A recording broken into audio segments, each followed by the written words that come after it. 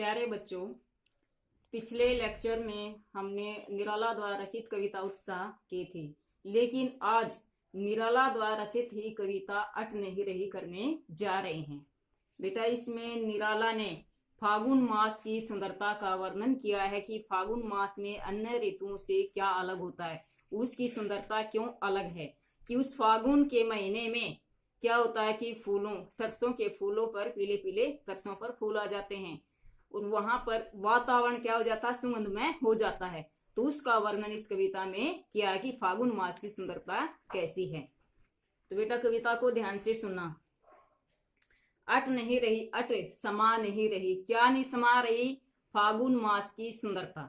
जो फागुन का महीना है उसकी सुंदरता वातावरण में समा नहीं रही। क्यों नहीं समा रही? क्योंकि बेटा, जब फागुन मास की सुंदरता में जो सुगंध है वह एक अलग ही अनोखी ही होती है। तो जब हमें जो सुगंध आती है तो कवि का कहने का आशय क्या कि उस वातावरण के अंदर वो समा नहीं रही, मिल नहीं रही है, वो सुगंधित सबको वातावरण को सुगंधित बना रही है। आबा फागुन की, फागुन मास की आबा यानी कि शोभा देखने योग्य है। फागुन के महीने की शोभा देखने योग्य है। उस समय जो सुगंध है वह समा नहीं रही है। सट नहीं रही यानी कि समा नहीं रही। कहाँ नहीं समा रही? वातावरण के अंदर समा नहीं रही है, उसमें मिलनसार नहीं हो रही है। कहीं सांस लेते हो घर घर भर देते हो। अब कवि क्या कहता है? मनुष्य को संबोधित करते हुए कहता है कि हे मनुष्य, तुम जहां भी सांस लेते हो चारों तरफ के वातावरण को यानी कि सुगंधित कर देते हो।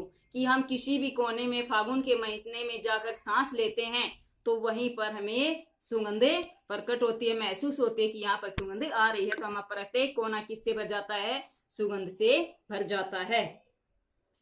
उड़ने को नभ में तुम पर कर देते हो। अब कवि क्या कहता है कि मनुष्य अपनी क्या इच्छा जाहिर करता है कि फागुन मास की सुंदरता को देखकर जैसे पक्षी आकाश में उड़ते हैं तो मेरा भी मन क्या उड़ने को करता है, लेकिन मैं अपने पंखों को मारकर रह जाता हूँ। उड़ने की इच्छा मन में लेकर रह जाता, उड़ नहीं सकता। लेकिन पक्षियों को देखकर जो आकाश में उड़ रहे हैं उसको देखकर मेरा मन भी उड़ने को लालायित होता है, लेकिन मैं पर करके रह जाता हूँ कि मैं उड़ नहीं सकता। आ कटाता हूँ हट नहीं रही।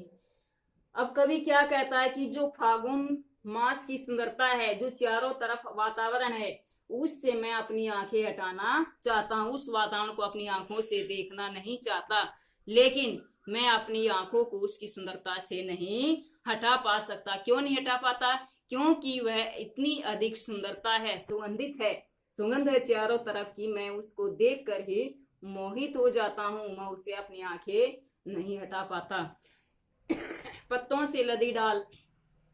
उस समय डालियां किससे लदी होती हैं? पत्तों से, कहीं हरे कहीं लाल।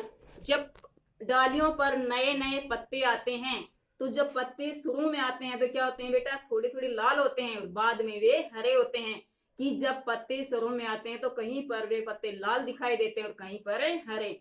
जब टहनी के आगे, डाली के आगे नई नई कोपलें फूटती हैं, वे क्या होती हैं बेटा? लाल।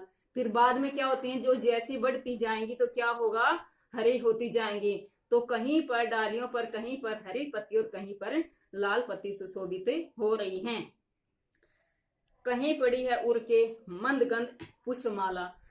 अब कवि क्या कहता है कि वसंत, इसमें फागुन मास में गंध यानी कि सुगंध मंद धीमी धीमी, कि फागुन मास के हृदय में ऐसा लगता है कि मानो मंद गंध सुगंध से सुगंधित माला पहना हुआ। कि फागुन का जो महीना है, फागुन का महीना फूलों से, जिस फूलों से मंद मंद सुगंध आ रही है उसकी बनी हुई माला अपने गले में पहने हुआ है। पाट पाट जगह जगह शोभा श्री सुंदरता सट नहीं रही, कि जगह जगह पर उसकी शोभा देखने योग्य है, वातावरण के अंदर समा नहीं रही है। तो बेटा, इसमें कवि ने फागुन मास की सुंदरता का वर्णन किया कि फागुन मास का जो महीना है उसकी सुंदरता एक अनोखी है। पूरा वातावरण क्या हो जाता है? सुगंधमय हो जाता है। काव्य सौंदर्य में क्या लिखना है बेटा? इसमें काव्य सौंदर्य में लिखना है कि कवि ने फागुन मास की सुंदरता का वर्णन किया है कि वह सुंदरता देखने योग्य है और जो सारा वातावरण सुगंधमय हो जाता है। खड़ी बोली का प्रयोग किया गया, प्रसाद गुण का प्रयोग किया है, तत्सम तदो शब्दावली का भी प्रयोग है। और बेटा इसके अंदर जैसे घर घर पुनरुक्ति प्रकाश अलंकार है, पर पर में पुनरुक्ति प्रकाश अलंकार है, और पाठ पाठ में भी पुनरुक्ति प्रकाश अलंकार है। धन्यवाद।